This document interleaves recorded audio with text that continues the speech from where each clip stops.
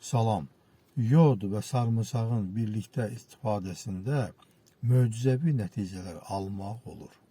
Hamınızı xoş gördüm.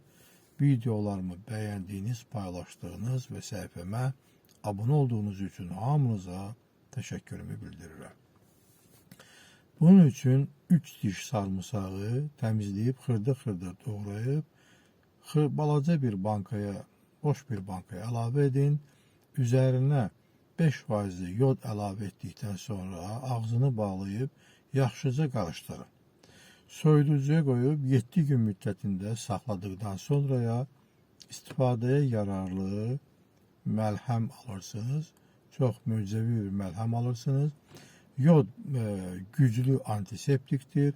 Sarımsaq təbii antibiotikdir. Bunlardan oynaq ağrılarında istifadə etmək olar.